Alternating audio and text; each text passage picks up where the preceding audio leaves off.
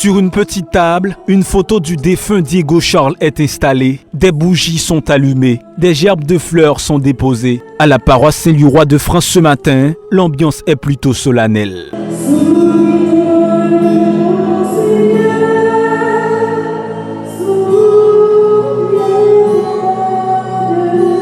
Des membres d'organisations de défense des droits humains, des amis, des confrères journalistes, anciens parlementaires, ils ont tous répondu présents à cette messe à la mémoire du journaliste. Assassiné dans la nuit du 29 juin 2021 en compagnie de la militante Antoinette Duclerc, la nouvelle de l'exécution de Diego Charles a causé un choc dans le monde médiatique et dans la société haïtienne. Un an après son départ, ses collègues à Radio Vision 2000 ne sont pas prêts à l'oublier. Ils sont toujours dévastés. Jackson Joseph campe Diego Charles comme un type respectueux et qui aimait la vie. À Radio Vision 2000, il était un frère pour ses collègues, témoigne Jackson Joseph. Toujours dévasté par la disparition de Diego Charles qui était pour nous pas un simple collègue, mais un camarade, un ami que nous avons gardé, qui a évolué avec nous, avec toute salle de gain comme rêve, avec toute salle de gain comme projet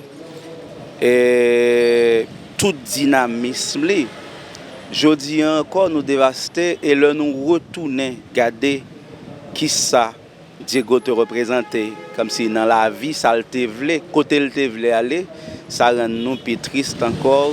Malheureusement, le jeune journaliste n'a pas eu la chance de réaliser tous ses rêves. Les malfrats l'ont éteint à seulement 33 ans d'âge. Journaliste intègre, honnête, valeureux travailleur, le père Marc-Henri Siméon, qui a présidé la cérémonie, n'a pas manqué de mots dithyrambiques pour parler de Diego Charles. L'assassinat de ce dernier est un signe que le pays va mal, soutient le prêtre. L'assassinat de Diego est donc le symptôme d'un pays en mal d'être, d'un pays qui se meurt. C'est un pays qui cherche désespérément à accoucher d'un meilleur avenir pour les enfants, les jeunes et les moins jeunes, mais qui se fait avorter. Car ce système, mes frères, mes sœurs, ce système, mes amis, a ses maîtres et ses gardiens.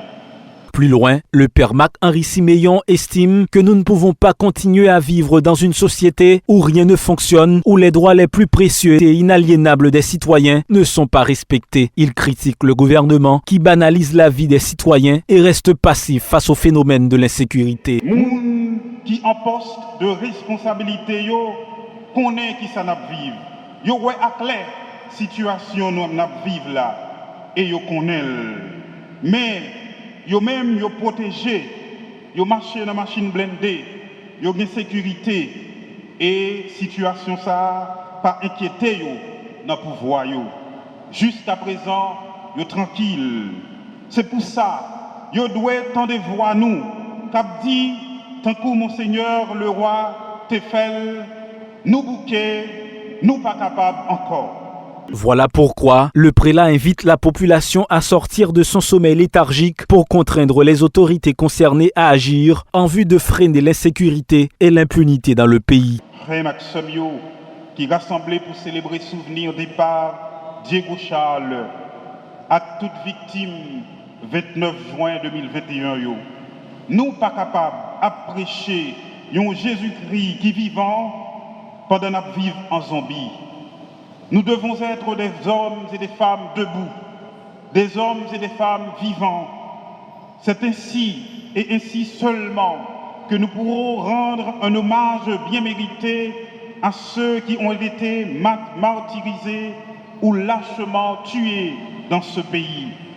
C'est en travaillant à l'avènement de l'autre Haïti dont eux aussi rêvaient que nous pourrons honorer leur mémoire.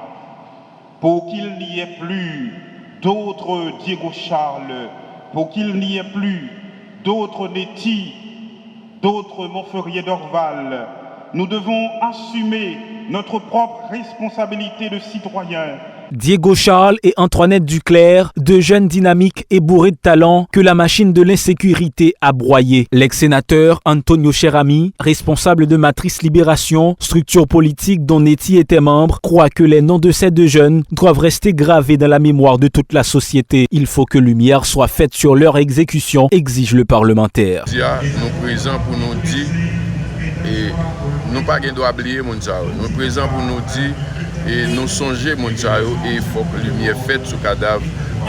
Robinson Jeffrard abonde dans le même sens. Le journaliste senior travaillant pour Magic 9 et le Nouvelliste ne veut pas jouer aux défaitistes. Même si la justice haïtienne est décriée, Robinson Jeffrard croit que la corporation doit continuer à réclamer justice pour Diego et Antoinette. Pas prêter dans défaitisme. Pas prêter dans défaitisme, m'a toujours pouet, m'a toujours continuer à boumer, m'a toujours continuer à exiger. Parce que c'est ça bagaille là. Faut nous pas jamais oublier. Même si c'est après 10 ans, s'il y a toujours hier qu'il a assassiné Diego Charles. Même si c'est après 20 ans, il faut toujours continuer à demander justice. Et pour mémoire et Diego Charles, pour amis, pour proches, il faut nous continuer à battre ça pour nous demander l'autorité, pour nous demander la justice, faire travail. Un an après l'assassinat de ces deux jeunes, la justice n'a toujours pas pipé mot sur ce acte odieux. Personne ne sait où se trouve le dossier, regrette Marie-Auguste du Sénat du RNDDH. Selon la défenseure des droits humains, il est même bruit que le dossier soit disparu. Fort qui fait parce que nous-mêmes au niveau de la RNDDH, une fois que nous parlons avec l'autorité judiciaire sur ça, nous étions en mi-mars et nous sommes capables de dire clairement que le dossier n'a pas aucun côté, c'est-à-dire il n'est pas dans le paquet tribunal de première instance Port-au-Prince, il n'est pas dans le greffe tribunal de première instance, il n'est pas devant aucun cabinet d'instruction. Et selon les dernières informations que le magistrat a dit, nous avons même craint que le dossier a perdu et que c'est un effort de reconstitution à l'époque en mars 2022 que tu n'as pas essayé de faire. Donc tout ça pour dire que, encore une fois, dans une situation de pure injustice. Au palais de justice, actuellement assiégé par des bandits, le dossier de Diego Charles et celui d'Antoinette Duclerc côtoient à l'évidence ceux de Jean-Dominique Brignol-Lindor et Montferrier d'Orval. Apparemment jetés aux oubliettes, ces affaires continueront d'alimenter encore longtemps le débat sur l'impunité en Haïti.